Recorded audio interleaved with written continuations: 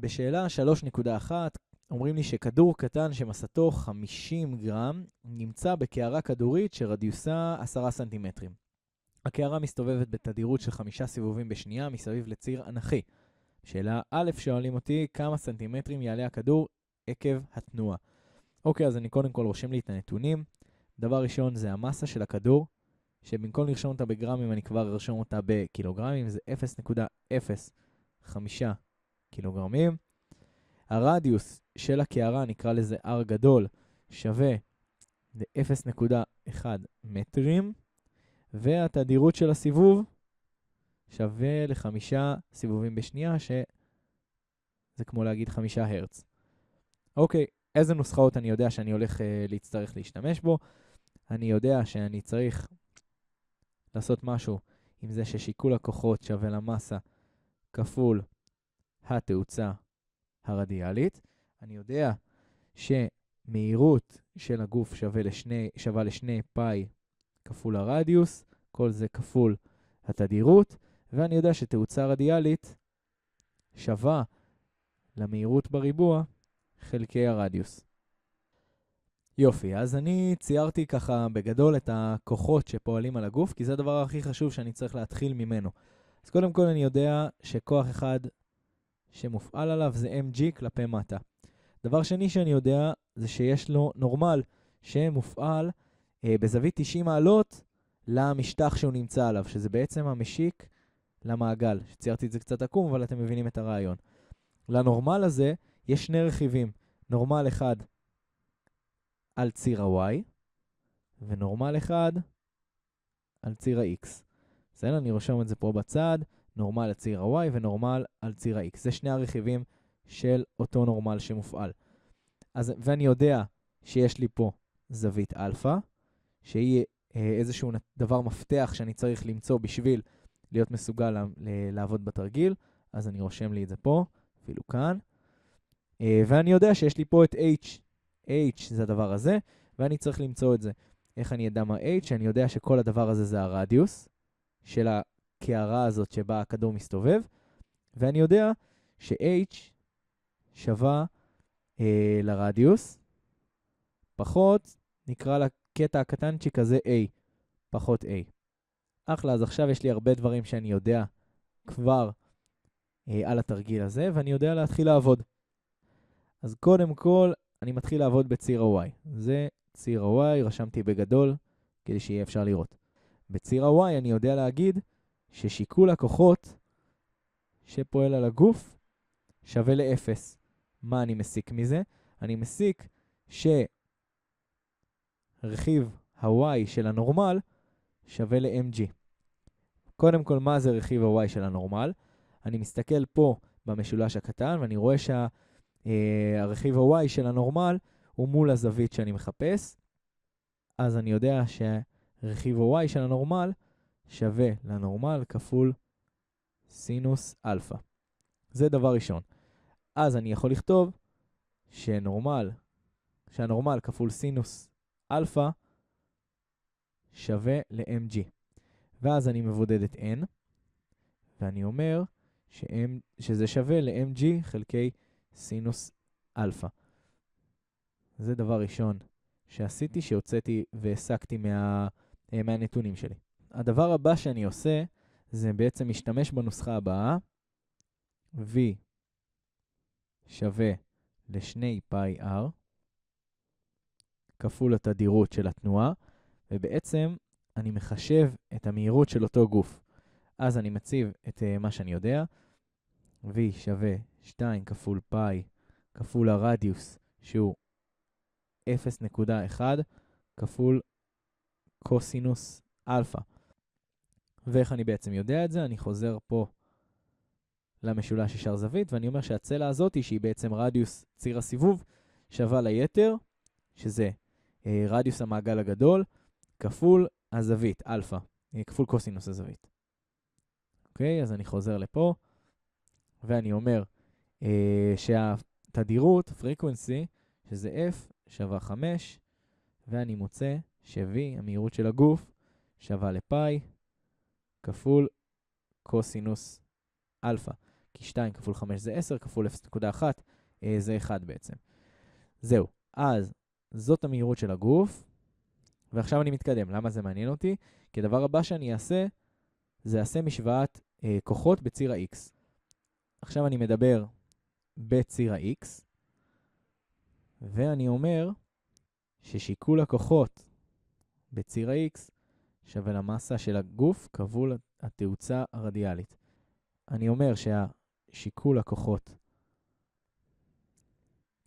שווה ל-n כפול קוסינוס אלפא. למה? כי אני חוזר אחורה ומסתכל ורואה שבאמת הרכיב היחידי שפועל על הגוף בציר ה-X זה nx, שאמרנו ש-nx שווה ל-n קוסינוס אלפא, כמו שאני רואה פה במשולש ישר זווית. אז אני ממשיך, ואז אני אומר ששיקול הכוחות בציר ה-X שווה ל-mg קוסינוס אלפא חלקי סינוס אלפא. למה? כי n שווה ל-mg חלקי סינוס אלפא. זה הדבר הזה. הדבר הזה, m כפול תאוצה רדיאלית. אני יודע שתאוצה רדיאלית שווה למהירות בריבוע חלקי הרדיוס. ואיזה קטע? באמת מצאתי את המהירות של אותו גוף. אז אני פשוט מציב במשוואה ואומר שהתאוצה הרדיאלית שווה לפאי בריבוע, קוסינוס בריבוע אלפא, כל זה חלקי 0.1 כפול קוסינוס אלפא. ועכשיו אחרי איזשהו פישוט, אני מצמצם אחד מהקוסינוסים האלו עם אחד מאלו, ומקבל בעצם את המשוואה הזאת. פאי בריבוע, קוסינוס אלפא, חלקי 0.1. וכמובן שאת הדבר הזה אני מכפיל במסה של הכדור, שהמסה של הכדור זה 0.05, תכף נתייחס לזה. אז זה צד אחד של המשוואה, זה צד אחד של המשוואה, ואני מתקדם. אני משווה את שיקול הכוחות לתאוצה רדיאלית כפול המסה, שזה מה שמצאתי פה. אני אומר ש-mg כפול קוסינוס אלפא חלקי סינוס אלפא שווה לפאי בריבוע כפול קוסינוס אלפא, כל זה חלקי 0.1 כפול המסה.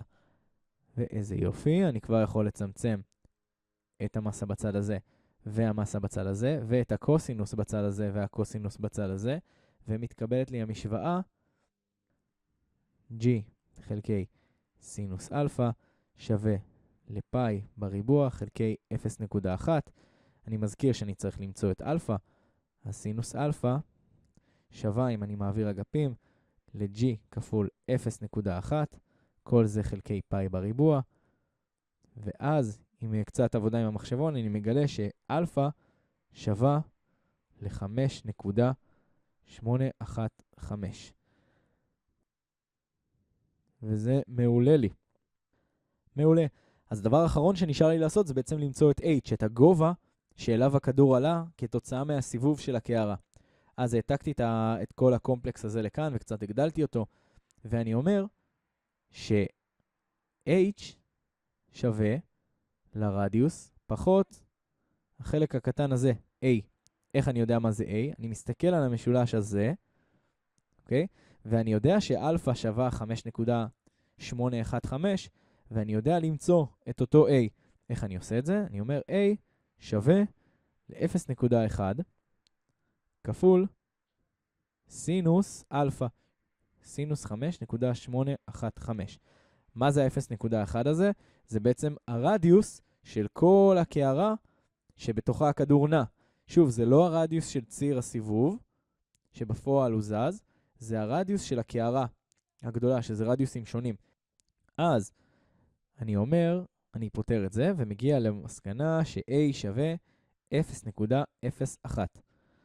ואז אני אומר ש-h שווה לרדיוס הגדול, שזה 0.1, פחות 0.01, וזה שווה, h שווה ל-0.09 מטרים. וזאת התשובה לסעיף א' בסעיף ב' שואלים אותי מהו הכוח בו לוחץ הכדור על הקערה בזמן הסיבוב. אוקיי, אז בעצם כל מה שאני צריך למצוא זה את אותו n שהיה לי פה, נסמן אותו בכתום, בבולט, את ה-n שהיה לי פה, כי ה-n הזה זה שווה לכוח בעצם שהכדור מפעיל על הקערה. אז אני אומר דבר כזה, אני נזכר במה שכתבתי, בכוונה לא מחקתי את זה, n שווה ל-mg חלקי סינוס אלפא. אז זה מאוד מאוד פשוט, אני פשוט מציב את הנתונים. אני יודע, אני מחפש את n, אני יודע שהמסה של הכדור זה 0.005 גרם, כפול g, שזה 10, זה תאוצת כדור הארץ, חלקי סינוס אלפא, שאלפא, כמו שאמרנו מקודם, אני רואה את זה פה, זה 5.815. וכל הדבר הזה שווה ל-4.935 עם חישוב במחשבון. וזאת בעצם התשובה לסעיף ב'.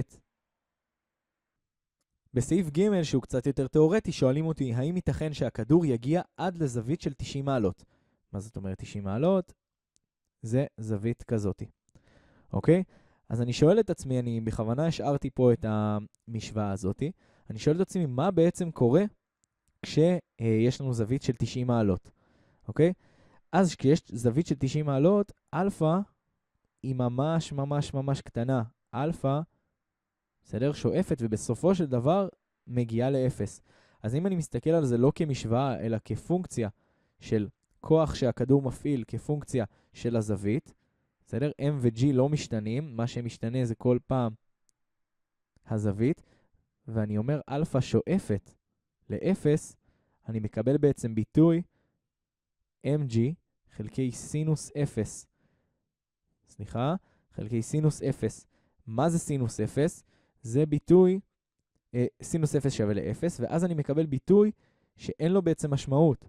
ואז אני יודע שלא יכול להיות שהכדור יפעיל כוח בעצם על המעגל, על הקערה הזאת, אם הוא בדיוק ב-90 מעלות, ב-90 מעלות פה עם הציר של הסיבוב. זהו, אז אני מבין שהדבר הזה לא יכול להתקיים, ואני אפילו אעשה עליו ככה x, ואני אומר שזה לא יכול לקרות, וזה גם התשובה לסעיף ג', וזה שאלה 3.1, אני מקווה שזה עזר, לכל מי שזה עזר, תודה רבה.